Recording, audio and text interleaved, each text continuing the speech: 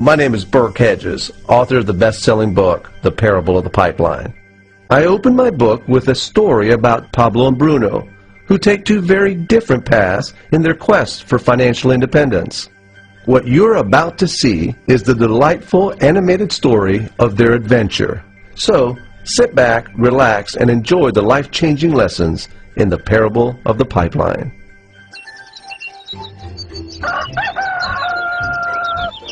Far away, in a small village, near a beautiful valley, lived two friends, Pablo and Bruno.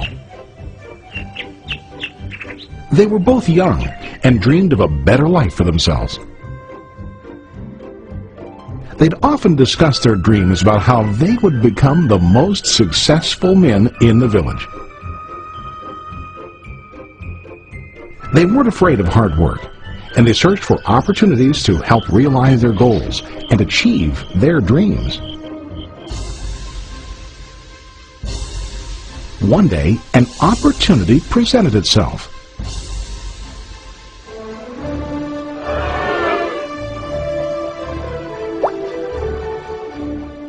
The mayor of the village decided to hire two people to bring water from a spring up on the mountain, across the valley, back down to the village. They were to be paid based on the amount of water delivered to the village. Bruno and Pablo enthusiastically got to work. Every day, from morning till evening, they carried buckets to and from the spring. They worked hard, carrying water to the village. In the evening, they'd return home with their day's wages.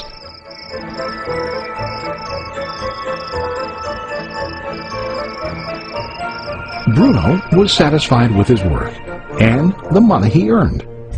He was sure that with this work he could achieve his dreams. Bruno thought that to increase his wages he could use bigger buckets to bring more water each trip. He believed with a larger income he would soon be able to buy a cow and the house that he dreamed about.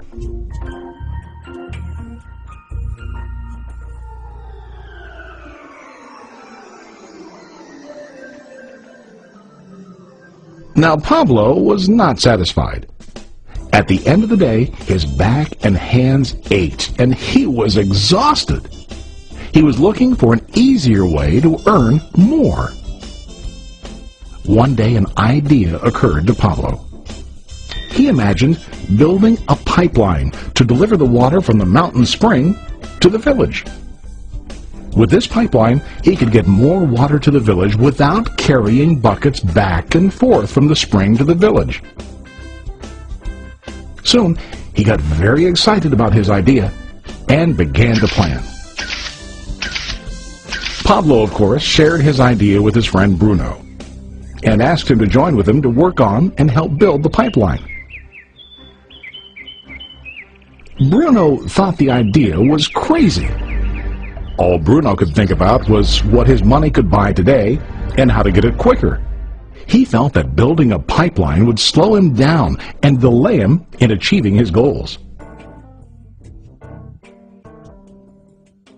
Instead, Bruno got bigger buckets and went more often back and forth fetching water.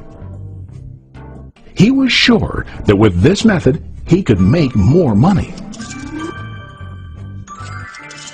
Pablo decided to build the pipeline on his own.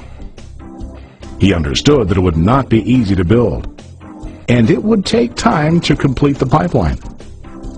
Pablo knew that it could take several years to finish, but he set his mind on his goal. Every day he worked and carried water like before. But on weekends and during his spare time, he worked hard to dig in the rocky soil and build his pipeline. In the first month, there was little to show for his work.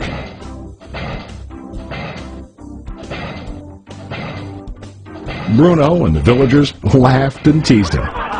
They called him Pablo the Pipeline Man. During this time, Bruno's income doubled. He already bought a cow and a bigger house. His lifestyle changed. He now spent time after work in the bar, enjoying his hard-earned wages from delivering water.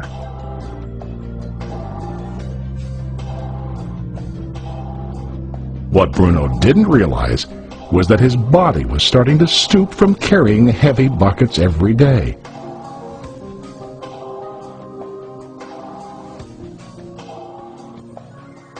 His face looked worn and his body tired. Soon, he began to carry less and less water due to the wear and tear on his body.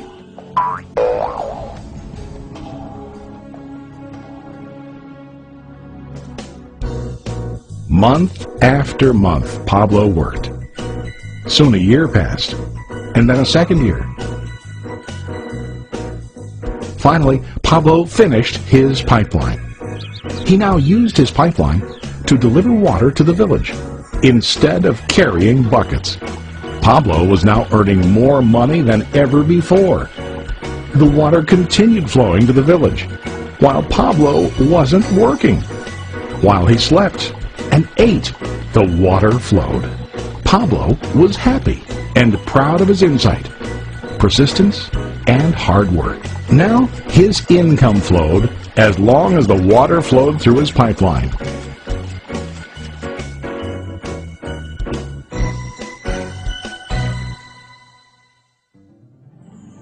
The story of Bruno and Pablo is a reflection of life. Their jobs symbolize what most people do to earn money. Bruno gets his money using buckets. He goes back and forth, carrying his buckets from the spring to the village in exchange for money. To increase his income, he either has to go more frequently to the spring or to use larger buckets. It's common in real life to increase our income by working harder. For example, working overtime or getting a second job. We also increase the size of our buckets by accepting a higher paying position, which often includes spending more time on the job. Most of us exchange time for money like Bruno. We know that every person has only 24 hours in the day and that it's not possible to use all our time to work. The most difficult time comes when we can no longer exchange time for money due to age, health, or other reasons. Then, our income stops. Now let's review what Pablo did. Very wisely, Pablo did not exchange all of his time for limited income, but he used some of his time to build a pipeline. He knew that the pipeline would bring ongoing income as long as the water flowed. An ongoing income that multiplied the time he worked each day.